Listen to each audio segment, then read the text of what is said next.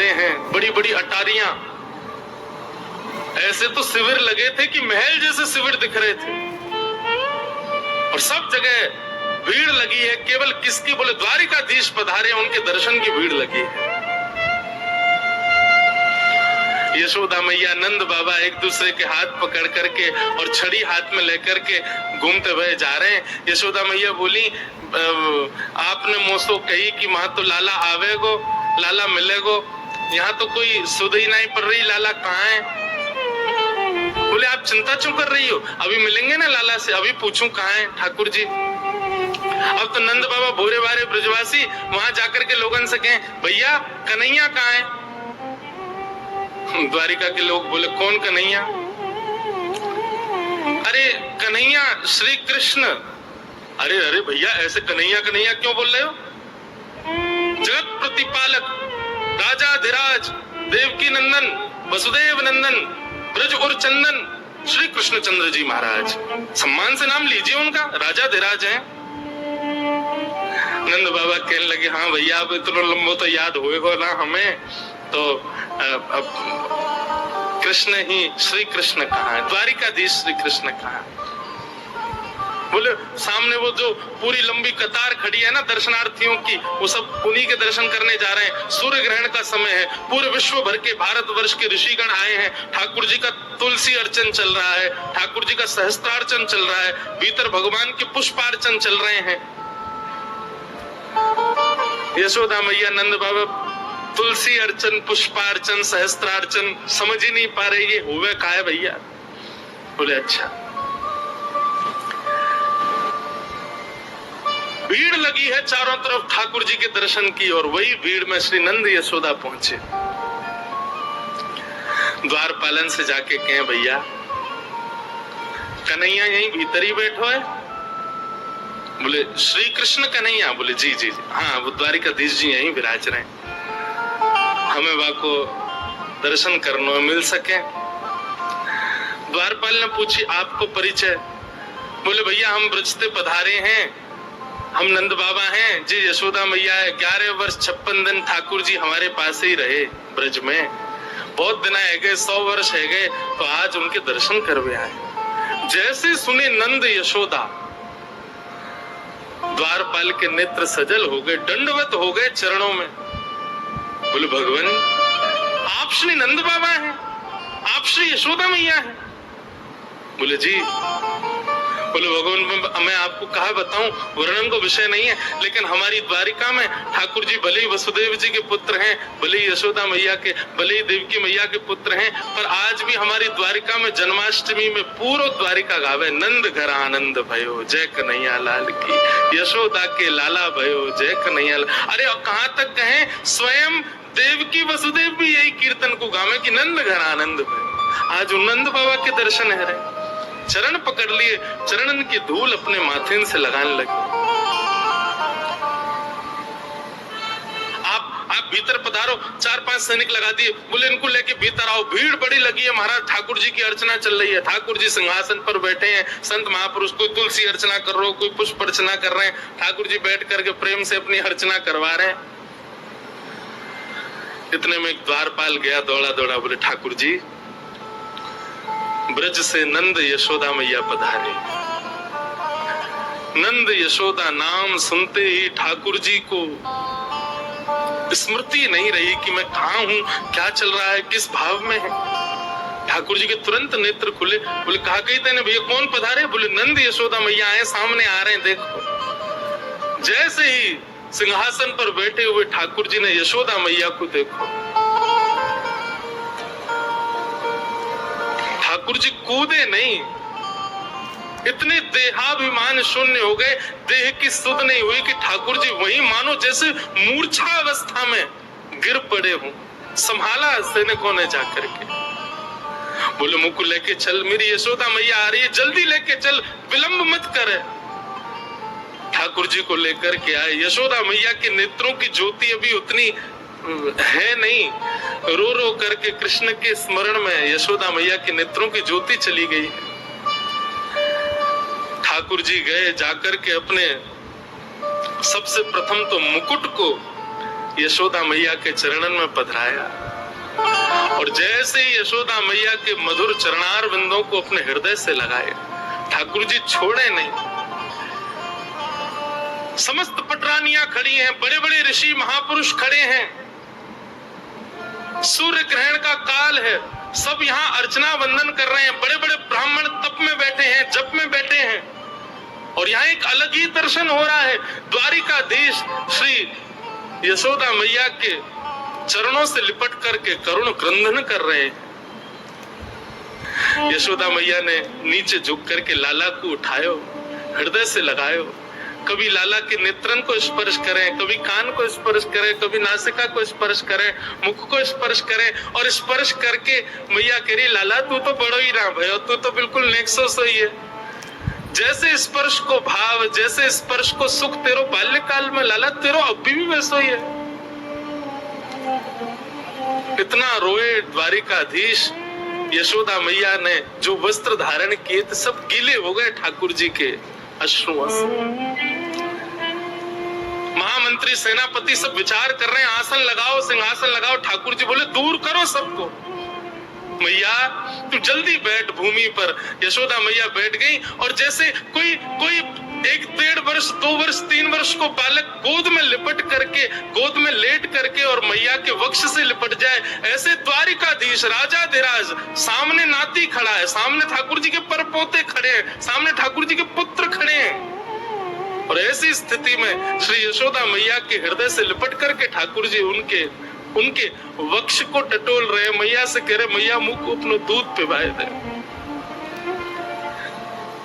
यशोदा मैया से लिपट गए और बार बार कह रहे मैया मुंह को क्षमा कर दे,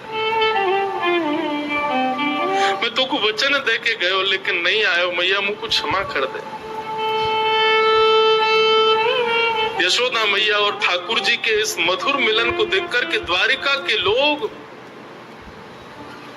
अपने प्रेम पर प्रश्न चिन्ह उठाने लगे। क्या हम वास्तव में द्वारिकाधीश से प्रेम करते हैं? ये कैसा प्रेम इन ब्रजवासियों का। नंद बाबा यशोदा ठाकुर जी के चरणों का स्पर्श कर रहे हैं, केश में हाथ घुमा रहे हैं। यशोदा मैया वक्ष से लगा करके लाल जी को खूब दुलार कर रही है। ठाकुर जी भूल गए कि पुत्र पौत्र सब खड़े हैं मेरे, नन्हे से बालक के भांति यशोदा मैया के अंग से लग गए। और पूरे सूर्य ग्रहण के समय में यही अनुष्ठान चला, प्रेम का अनुष्ठान, ब्रज द्वारिका मिलन के प्रेम का अनुष्ठान। सब द्वारिकावासी ब्रजवासियों को खोज रहे हैं, कहां है ब्रजवासी, और सब ब्रजवासियों को खोज खोज करके अपने हृदय से लगा रहे हैं। बोले आप भी ब्रज से हैं? बोले हाँ हम ब्रज से हैं। जो ब्रज को दिख जाए द्वारिका के लोग दौड़ करके जामे उनको हृदय से लगावे। सब ब्रज द्वारिका मिलन महोत्सव कर रहे हैं।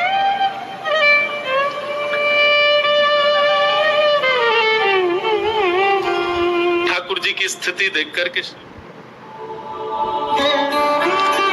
जॉब तो मैं भी करती थी, until जॉब छोड़ा, वर्कलोड और भी बढ़ गया। फिर सोचा बच्चे संभालना माँ का काम बन सकता है, तो फिर बिजनेस क्यों नहीं बन सकता। आरती को दूसरी पारी शुरू करने की हिम्मत को ताकत देता है ब्रिटानिया मारी गोल्ड। ये है लाइट, क्रिस्पी और आपके चाय टाइम का परफेक्ट पार्टनर। क्योंकि बहुत कुछ है करना।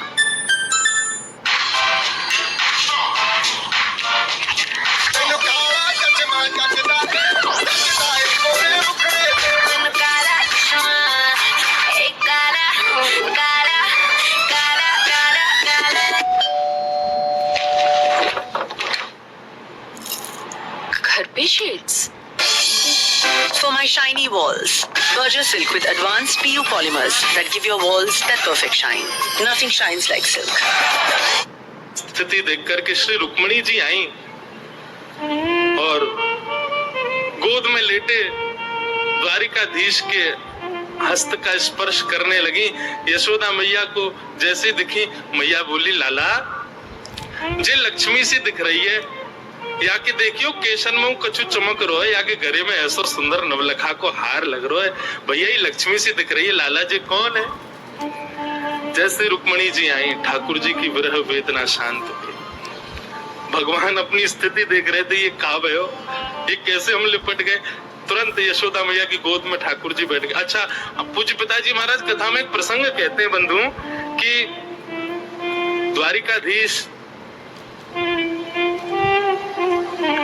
भगवान के पुत्र प्रद्युम्न की आयु 50 वर्ष, भगवान के परपौत्र अनिरुद्ध की आयु 25 वर्ष और स्वयं द्वारिकाधीश की आयु 16 वर्ष। पुत्र 50 वर्ष का, नाती 25 वर्ष का और परदादा जी 16 वर्ष के। ठाकुर जी 16 वर्ष से ऊपर, 16 वर्ष तो आज 16 वर्ष के, अगर कलयुग में ठाकुर जी पधारे 16 वर्ष के नहीं होंगे, मुंह लगे और कम रह जाएंगे। क्यों? जिस अवस्था में विकार आने उत्पन्न हो जाते हैं, ठाकुर जी उस अवस्था से ऊपर नहीं जाते। विकार आने मतलब जहां पर वोकल कॉर्ड बदलना शुरू हो जाए, दाढ़ी मूंछ आनी शुरू हो जाए, आप थोड़े बड़े बड़े से लगने लग जाओ, ये समझ जाओ कि अब ये विकार अवस्था है। ठाकुर जी उस अवस्था में कभी नहीं आते। ठाकुर जी सदा सहज अवस्था में रहते हैं, बाल अवस्था में रहते हैं। तो ठाकुर जी यशोदा मैया गोद में ही बैठे और मैया से कह रहे, मैया जी तेरे ही यमुना में दीपदान को प्रताप सामने बैठो है। यशोदा मैया बोली मतलब? आज ठाकुर जी को एकांत में गए हो सिंहासन? नहीं, मैं चौक में बैठे हैं यशोदा मैया गोद में और चारों तरफ लाखों दर्शनार्थी ब्रजवासी और द्वारिका के लोग बैठे हैं। भैया जे रुक्मणी है जैसे मेरो ब्याह भयो है, तेने बड़े दीपदान किए, मेरे लाला की लक्ष्मी जैसी बहू आवे, मेरे लाला की ऐसी बहू आवे कि 4 लोग देख के कहें अरे भैया ऐसी बहू होनी चाहिए। मेरे लाला की ऐसी बहू आवे कि पूरा ब्रजमंडल युग युगांतर तक याद रखे। देख ले मैया तेरी बहू सामने बैठी है। एक भुजा से द्वारिकाधीश को हृदय से लगा रही है, दूसरी भुजा से श्री रुक्मणी जी को हृदय से लगा रही है। रुक्मणी जी के भी नेत्र सजल हो गए यशोदा मैया के अंग से लग करके। खूब स्नेह किया, अष्टपटरानियों को अपने हृदय से लगा करके यशोदा मैया ने जो उनके पास था, कड़ूला, कंगन, हाथ, बोले अब तो पहले तो लाला कोई मुख दिखाई भाई ना, आज ही रही है तो आज ही। ये अनुष्ठान चला था सूर्य ग्रहण पर कुरुक्षेत्र, प्रेम का अनुष्ठान। यशोदा मैया कोई को अपनी पाजेब उतार के पहना रही हैं, कोई को अपने हाथन की अंगूठी दे रही हैं, कोई को अपने गले को हार उतार के दे दें, कोई को अपने कानन को कुंडल दे रही हैं। सब मना करें, बोले मैया आपको, बोले नहीं ये मेरी मुख दिखाई है, तुम मेरी बहू है, मेरे लाला की बहू है, क्यों नहीं दूंगी, ये सब तुम्हारा ही तो है, तुम्हारे काजी तो मेरे पास है। देवे को अवसर ना मिलो, आज मिलो तो पीछे क्यों रहो। ये था बंधुओं ब्रज द्वारिका मिलन। और तभी पता चली भीतर बैठी देवकी मैया को कि यशोदा जी आई। देवकी और वसुदेव जी दोनों पधारे।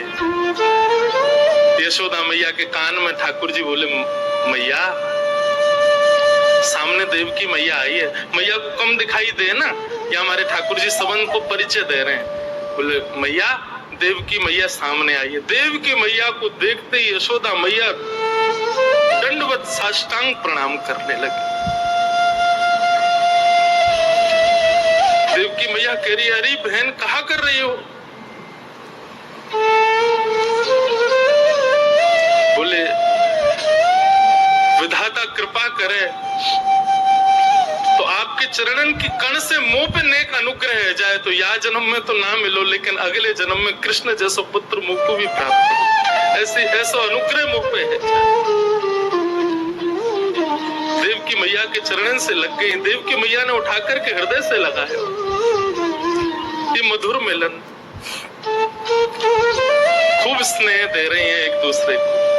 बोले आपको पुण्य कितना श्रेष्ठ है, कन्हैया जैसो लाला आपके घर भयो। बोले मेरे पुण्य की कहा कहोगी बहन, मेरे तो 6 बालकन को कंस ने मार दियो, 7वें बालक को जन्म न भयो, 8वें बालक के रूप में कन्हैया आयो, पर कंस तो इतनो क्रूर राजा जन्म लेते ही बालकन को मार दे, ये तो आपके और नंद बाबा को प्रताप हो कि हमारो लाला सुरक्षित रहो। 11 वर्ष 56 दिन तक आपने वह को खूब ध्यान रखो। आज भी हमारी द्वारिका में कोई यो ना के देवकी के लाला की जय, सब यूं ही के नंद यशोदा के लाल की जय। नंद घर आनंद भयो जय कन्हैया लाल की। हर जन्माष्टमी आपके ब्रज को छोड़े भय भले ही लाला को 100 वर्ष रह गए होंगे, लेकिन हमारी द्वारिका में तो आज भी द्वारिकावासी नंद घर आनंद भयो, यशोदा के लाला भयो। और मैं कोई को रोकू ना हूं, मुझको भी तो वही में सुख मिले। यशोदा मैया और देवकी का मिलन हुआ। सब ब्रज अवध के लोग, ब्रज और द्वारिका के लोग मिल रहे हैं। द्वारिका के लोग बहुत सम्मान कर रहे हैं ब्रजवासियों का। ये स्थिति देख करके सब भूल गए किसके क्या जब चल रहे हैं, क्या अनुष्ठान चल रहे हैं। हवन की सारी अग्नियां ठंडी पड़ गई महाराज। जहां प्रेम की बाढ़ आ गई हो वहां कौन सी अग्नि जल सके। ऐसा मधुर मिलन हो रहा है। तभी एक सखा ने जाकर के ठाकुर जी को संकेत किया, लाला श्री जी पधारी हैं। श्री जी का नाम स्मरण सुनते ही ठाकुर जी मंत्र मुग्ध हो गए। एक बार को ठाकुर जी भूल ही गए कि हम द्वारिकाधीश हैं, पर श्री जी का नाम सुनते ही तो ठाकुर जी की व्याकुलता और बढ़ गई। बोले कहाँ है? बोले कुंज में विराज रहे हैं, आप चलो। ठाकुर जी बड़े सहमे सहमे से श्री जी के पास जा रहे हैं। जैसे ही ठाकुर जी ब्रजवासियों के शिविर में प्रवेश करते हैं, किशोरी जी बैठी हैं। किशोरी जब से ब्रज छोड़ के ठाकुर जी गए ना, तब से एकांत में रहती हैं, बस अष्ट सखियों के मध्य में रहती हैं, बहुत कम वार्ता करती हैं। जैसे ही ठाकुर जी ने शिविर में प्रवेश किया, किशोरी जी के नेत्र खुले। तुरंत ललिता, मुझको ऐसा क्यों लग रहा है कि कन्हैया आ रहे हैं? बोले नहीं, कन्हैया क्यों आएंगे? अभी अभी मुझको पता चली उनको तो सहस्त्रार्चन, तुलसी अर्चन आदि सब चल रही है। सूर्य ग्रहण को समय है ना, तो सब वहीं व्यस्त हैं। पूरे भारतवर्ष के बड़े बड़े संत ऋषि पधारे हैं, सब वहीं पर अर्चना कर रहे हैं। वो तो बहुत व्यस्त हैं। लाडली जी वो कैसे आवेंगे? किशोरी जी बोली, मुझे उनके तन की सुगंध पता है, और इस समय आभा मंडल वायु जो बह रही है उसमें ठाकुर जी के तन की सुगंध आ रही है, और मुझको पूर्ण विश्वास है कि श्याम सुंदर पधार रहे हैं। इतने में ही शिविर का जो कपाट था वो खुलना हुआ, और जैसे ही वहां से प्रवेश किया द्वारिकाधीश ने, देख करके सब सखियां भाव विह्वल हो गई। किशोरी जी भाव विह्वल नहीं हुए, नीचे नेत्र करके बैठी हैं। पता है कि ठाकुर जी आ गए, पर देखूं कैसे, किस अंग को पहले देखूं? 100 वर्षों की प्रतीक्षा। चरणों को देखूं, हस्त कमल को देखूं, मुखमंडल को देखूं, कहां से प्रारंभ करूं देखना? ठाकुर जी जहां खड़े वहां से मुंह इतर करके श्री जी बैठी। कैसे देखूं, किसको पहले देखूं? ललिता विशाखा को थोड़ी सुध आई। श्री जी के बगल में स्थान था, वहां आसन। ठाकुर जी का पधराया, इत्र का छिड़काव किया, गुलाब जल बिछाए। आओ लालन विराजो। ठाकुर जी बोले नहीं, अपना मुकुट उतार करके श्री जी के चरणों में रखे, और श्री जी के सिंहासन से टेक लगा के ठाकुर जी चरणों में विराजमान, चरणों में बैठ गए। और स्वयं द्वारिकाधीश अपने कर कमलों से श्री जी के मुखमंडल को अपनी ओर करते हैं, और कितना सुंदर स्वरूप है श्री जी का।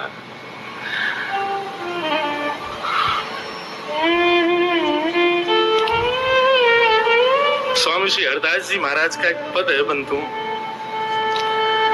ठाकुर जी क्या कहते हैं श्री जी को देख करके,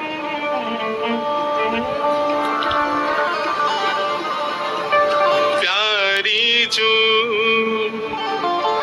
जब जब देखूं तेरो मुख, तब तब नयो नयो लागत। हे श्यामा जी, वैसे तो आप निरंतर द्वारिका में भी हम रहे तो हमारे चित्त में रहते हैं, पर निरंतर आपके हर बार के रूप की वर्णन कहा करूं, हर बार एक नयो रूप से दिखे आप। स्वामी श्री हरदास जी कहते हैं, प्यारी जू जब जब देखूं तेरो मुख, तब तब नयो नयो लागे, तब तब नयो नयो लागे। ऐसे ब्रह्म होत में काहू, देख न री दुति को दुति लेखन न कागज। ऐसा लगे आपको देख करके कि शायद पहले मैंने कभी देखो ही ना, ये तो कोई नया रूप है। रूप तो वही है, लेकिन बाकी कांति ऐसी अद्भुत है जाए कि हर बार ऐसा लगे कि मैंने कोई नया रूप देखो। आपके अरूप की बलैया कोटि चंद्र ते कहां दुराऊं, री नए नए रागत। श्री हरिदास के स्वामी श्यामा कहत काम की साथी, न होई तुष्टि रही निस्दिन जागत। कोटि कोटि चंद्रमान से भी यदि आपकी नजर बलियां उतारूं तो भी फीको लगे, ऐसा मधुर स्वरूप है ठाकुर श्री जी को। किशोरी जी को मुखमंडल देखा और जैसे किशोरी जी का मुख अपनी ओर किया, श्री जी के नेत्र ठाकुर जी के नेत्रों से मिले। अब श्री जी भी अपने सिंहासन से उतर करके नीचे विराजमान हो गए और विराजमान होकर के कहते हैं, श्याम सुंदर 100 वर्ष की प्रतीक्षा के बाद आए हो, कछु दोगे नहीं मुझको? ठाकुर जी बोले, जो मांगोगे सो देंगे, आप आज्ञा करो एक बार, कहा चाहिए? बोले, जादन आप ब्रज छोड़ करके गए, हमसे एक वचन लेकर के गए कि हे श्यामाजू, एक अश्रु बिंद भी यदि पृथ्वी पर गिरा तो मैं अपनी लीला उसी समय संवरित करके प्रस्थान कर जाऊंगा।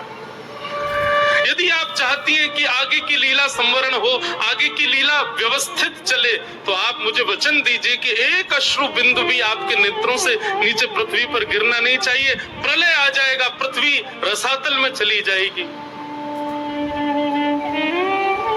आपके वह वचन को निर्वहन करते भाई आज 100 वर्ष है गए, एक अश्रु बिंदु भी मेरे नेत्रों से नहीं आई है। मैं आपसे यही मांगना चाहूं, आज मुझको आज्ञा दे दो। वो जो हृदय में सागर, वो जो हृदय में तालाब नदी बन चुका है और नदी के भाव से अब सागर बन चुका है, वाकु अब यहाँ से प्रस्थान करन दो। मुझको रोवे को वरदान दे दो, मैं थोड़ा रोना चाहूं। 100 वर्षन से 2 कार्य श्री जी ने नहीं किए, एक तो सोई नहीं है, दूसरे नेत्रों से एक अश्रु बिंदु भी प्रकट नहीं किया।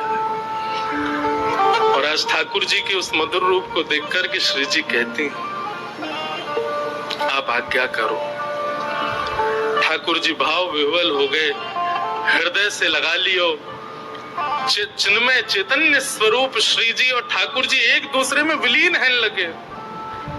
सब सखियां रूप को देख करके आनंदित हैं लगी। ठाकुर जी के द्वारिका रूप, द्वारिकाधीश रूप से वह रूप को धुला करके अब वृंदावन चंद के रूप में उनको तैयार करने लगे। टेढ़ो पाग, टेढ़ो सा मुकुट सिर पर धारण करायो, कारी कमरी पहनाइए, हाथन में शंख चक्र गदा पद्म थे, 2 भुजा वाले ठाकुर जी है गए। कर में मुरली पधरा दे, ठाकुर जी की कारी कामर डाल करके चंदन को इत्र लगायो, ठाकुर जी की मधुर पत्रावली को श्रृंगार करके श्री जी के बगल में बैठा दिया। द्वारिकाधीश साक्षात कृष्ण रूप दिख रहे। सब सखियां सहचरियां इस रूप को देख करके कह रही हैं, लाला 100 वर्ष पहले के रूप को देख करके आज तक जीवित रही, अब आज यार युगल रूप को देख के आगामी 100 वर्ष तक तुम ना भी दिखोगे तो भी रह लेंगे, बस आज दिख गए यही बहुत है।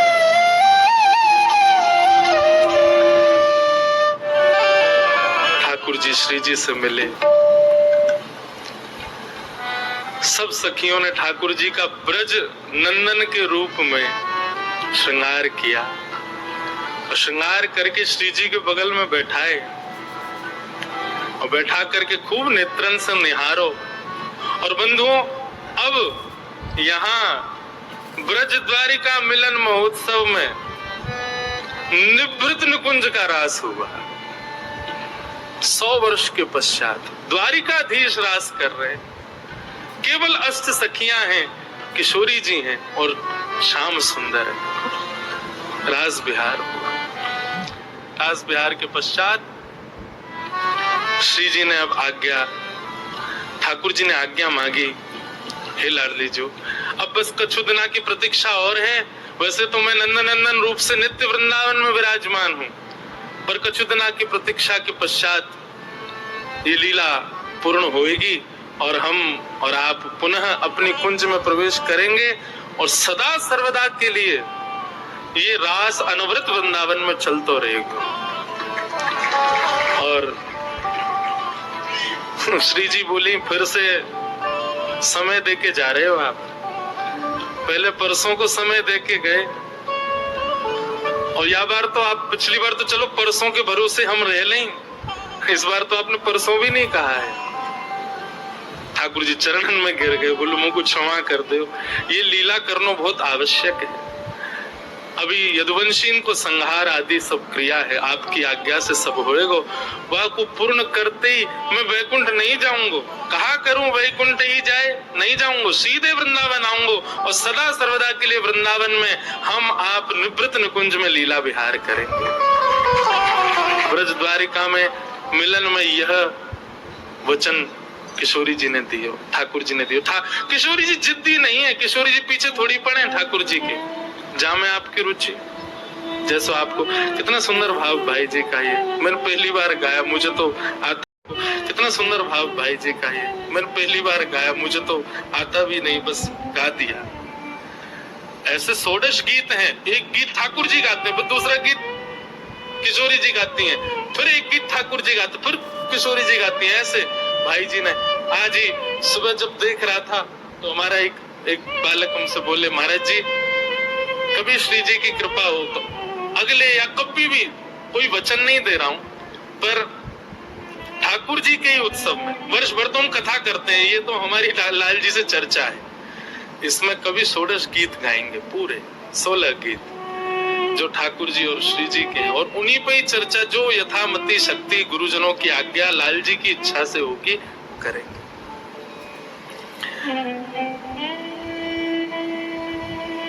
तुमरो सुख ही है मेरो सुख, जानना कछु सुख जानो। आप जिसमें सुखी वही मेरो सुख है, और मेरे लिए अन्य कोई मेरे द्वारा निर्मित कोई सुख नहीं है लाल जी। आपको जिसमें प्रसन्नता वही मेरा सुख है, तो मैं अपना सुख बताऊं कैसे? श्री जी के भाव सुन करके ठाकुर जी ने आज्ञा मांगी, ठाकुर जी वहां से प्रस्थान कर गए। आज 100 वर्ष के बाद श्री जी ने पहली बार के, ललिता जी शयन शैया लगाओ, आज शयन करेंगे। 100 वर्ष के बाद ठाकुर जी की काली कामर नित्य श्री जी ओढ़ती हैं और वंशी को अपने चित्त से लगाती हैं। आज 100 वर्ष के बाद श्री जी को निद्रा आई है, पौड़ गई शयन शैया पर। ठाकुर जी जैसे ही लौट करके गए, ठाकुर जी का अद्भुत श्रृंगार ब्रज के नंदन बना के भेजे गोपीन ने। ऐसा श्रृंगार तो कभी द्वारिका में भी नहीं हुआ ठाकुर जी का। श्रृंगार को देख करके महाराज रुक्मणी को यह भी भान नहीं रहा कि मैं रुक्मणी हूं। ऐसा रूप, ऐसा सौंदर्य, ऐसा श्रृंगार। श्याम सुंदर, हे द्वारिकाधीश, कहां गए थे आप? ये इतना सुंदर श्रृंगार। ठाकुर जी के नेत्र ही बता रहे थे कहां गए थे। नेत्रों में हल्के हल्के अश्रुबिंद हैं, नेत्र लाल पड़े हैं। समझ गई रुक्मणी जी श्री जी पधारी। ठाकुर जी तो जाकर के अपने कक्ष में विराजमान हो गए, लेकिन रुक्मणी जी की व्याकुलता बढ़ गई। अब कि मैं जाऊं, मैं भी श्री जी का दर्शन करूं। अपनी अस्त भगवान की पटरानियों को संग लेकर के श्री रुक्मणी जी गई हैं श्री जी का दर्शन करने के लिए। आज श्री जी पौड़ी हैं, पहली बार 100 वर्ष बाद सोई। ललिता विशाखा को बड़ो चैन मिलो है, द्वार पर बैठ गई है। बोले कि अब चाहे ब्रजवासी अपनों ग्रहण आदि पूर्ण करके चली जाए, श्री जी तो तभी जाएंगे जब निद्रा पूरी होगी। 100 वर्ष की निद्रा है। मधुर सुगंधी ठाकुर जी के अंग की आ रही है, कारी कमरी उड़ी भई है, वंशी चित्त से लगी भई है। श्री जी मधुर शयन कर रहे हैं। जैसे ही रुक्मणी जी आई, रुक्मणी जी के आते ही श्री जी उठ करके अपने आप बैठ गई और बोली, ललिता जरा देखियो, मुझे लगा श्याम सुंदर फिर आ गए। बोले अब कहा भाई, अब तो श्याम सुंदर नहीं आए थे। बोले श्याम सुंदर को हृदय से लगा के रुक्मणी जी आई तो उनके तन की सुगंधी रुक्मणी जी में से आ रही थी और श्री जी को उसी से ही भान हो गया कि श्याम सुंदर आए। उठ के बैठ गए श्री जी। बोले ललिता देखियो द्वार पे श्याम सुंदर आए, ठाकुर जी फिर आए। अब की बार द्वार खोल करके देखा तो रुक्मणी जी खड़ी। आहा, द्वार खोला था श्री ललिता जी ने। ललिता जी की रूप माधुरी देखते ही श्री रुक्मणी जी तो नतमस्तक हो गई, प्रणाम करने लगी कांति देख करके। हे श्यामा जी, हे लाडली जी, आपको बारंबार प्रणाम करूं, आपकी बलैया लऊं।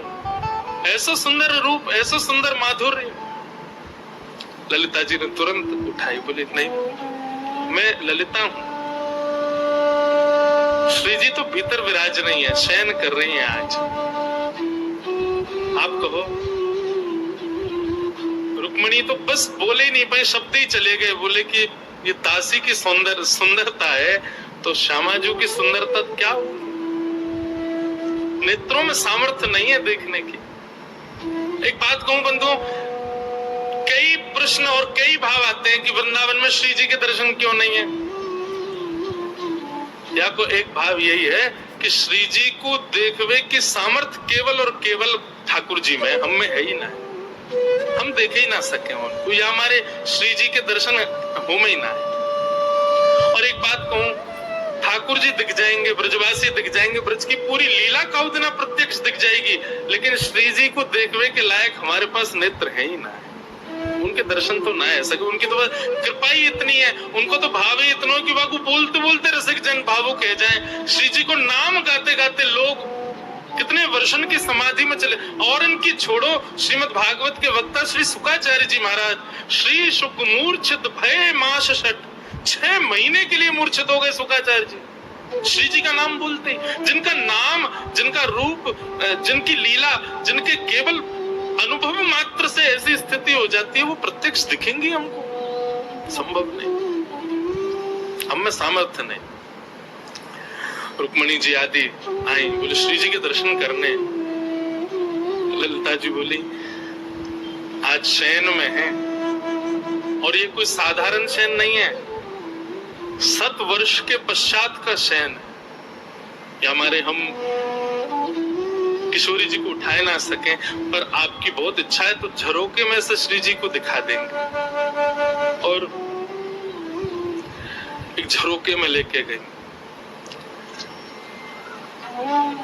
बंधु एक बात कहें, वृंदावन दर्शन की रीति है, प्रत्यक्ष श्याम सुंदर को नेत्रों से मत देखो। कोई खंबा हो, कोई व्यक्ति आगे खड़ा हो, उसके पीछे छुप के श्याम सुंदर को देखो। उनके दर्शन नहीं करो, उनको ढूंढो कहां है। प्रत्यक्ष जाकर के आप श्याम सुंदर को 2 नेत्रों से देखने का प्रयास करते हैं, वो दर्शन नहीं है। वो दर्शन द्वारिका में चल जाएगा, जगन्नाथपुरी में चल जाएगा। वृंदावन तो झरोकों से देखने का विषय है, वहां तो छुप के देखो, स्वयं को छुपा करके देखो। रुक्मणी जी ने जैसे ही झरोके में से झांका,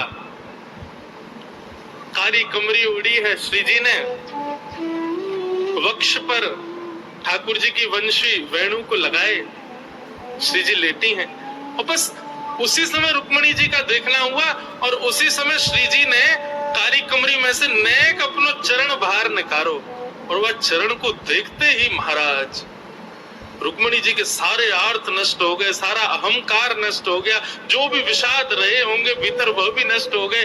बस पूर्णतया ललिता जी के हाथ पकड़ लिए, बोले मुंह वापस नहीं जाना, आप मुझे इनके चरणों में ही रहना है, मुझे वापस नहीं जाना। आप कृपा करो, मुझ को भी दासी बना दो, मुझ को भी संग सहचरी रख लो, मुझे द्वारिका नहीं जाना। ये स्थिति है श्री किशोरी जी के चरणार बिंदों की कि नित्य ठाकुर जी के संग रहने वाली रुक्मणी जी ठाकुर जी का त्याग करने को राजी हो गई, लेकिन किशोरी जी के चरण नहीं छोड़ेंगे। अभी मुख तो देखा ही नहीं है, अभी तो चरण देखे हैं श्री जी के।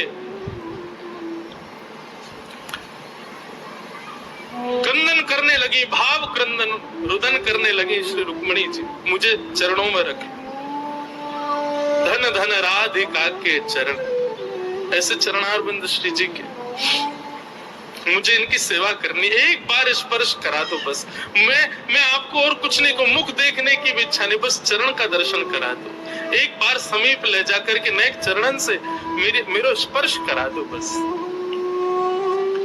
तब ललिता आदि विशाखा भाव विह्वल रुक्मणी जी को दोनों भुजाओं से उठा करके चल भी नहीं पा रही हैं, लेकर के जैसे कक्ष में आई, श्री जी के चरणार बिंदों का देखा रुक्मणी जी ने। रुक्मणी जी कह रही हो, कोई पूछ लो मुझसे कि श्री जी कैसी दिखती, कोई तो पूछो मुझसे कि श्री जी का दर्शन कैसा है। पहली बात तो वर्णन कर नहीं पाऊंगी, और दूसरा अगर आप पीछे पड़ जाओगे तो बता नहीं पाऊंगी, बस ले चलूंगी कहाँ, श्री जी के पास नहीं, श्याम सुंदर के पास, और श्याम सुंदर को ले जाकर के सुंदर चुनरी पहनाऊंगी, सुंदर आंखन में काजर लगाऊंगी, उनके घुंघराले केशन को खोल दूंगी, बस अपने भाव से उनके श्याम वर्ण को गौर वर्ण कर दी, समझियो यही है श्री जी, यही है किशोरी जी, यही है हमारी लाडली जी, कोई अंतर नहीं है, कोई भेद नहीं है। रुक्मणी जी तो ये आश्चर्य में है कि दोनों एक से ही दिखते हैं, बिल्कुल ऐसे ही नेत्र हैं श्री जी के, वैसे ही नेत्र हैं ठाकुर जी, वैसी नासिका, वैसे ही ओष्ठ, पलक झपकने को तरीका भी सबन को अलग होवे, श्री जी और ठाकुर जी पलक भी वैसे ही झपके जैसे एक ही है, बिल्कुल कोई अंतर नहीं। रुक्मणी जी से ज्यादा कौन जाने, 24 घंटे ठाकुर जी की सेवा में रहे, गर्दन हिलावे को, बोलवे को, उठवे को, अचकवे को, सब बिल्कुल एक जैसा है, बस गौर वर्णा है, वो श्याम वर्णा है, कोई अंतर नहीं।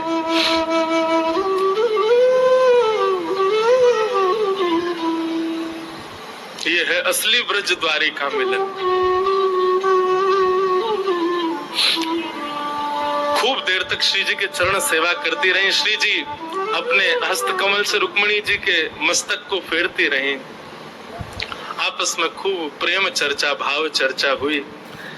रुक्मणी जी ने प्रार्थना की कि श्री जी 16,100 सखियां और है, मेरी बहन 16,100 और है, आप कृपा करो ना, मैं तो चाहूं कि ऐसा दर्शन उनको भी प्राप्त हो, ये सेवा आप तो ऐसी कृपा कर दो, हम यहाँ से द्वारिका जाएंगे ही नहीं, 16,108 को आप अपने संग ले चलो, अगर आप हमसे पूछो तो हम तो आपको वरण करवे, आपसे ब्याह करवे को तैयार हैं, 16,108 आपके संग चल देंगे वृंदावन, हमें ना जानो द्वारिका, द्वारिकाधीश रहे अपने यदुवंशी के संग, हमें तो आपको संग चाहिए, अब आपके संग चलेंगे। किशोरी जी बोली नहीं, ध्यान रखो हमारे हृदय बिहारी को, कछु दिना की बात हो रहे, खूब स्नेह करो, खूब भाव, फिर आप आ जाइयो कुंज में, आप भी विराजमान है जाइए, वहां कुंज की लीला में फिर संग रहेंगे। और रुक्मणी जी प्रणाम करके आज्ञा लेकर के कि आप पधार।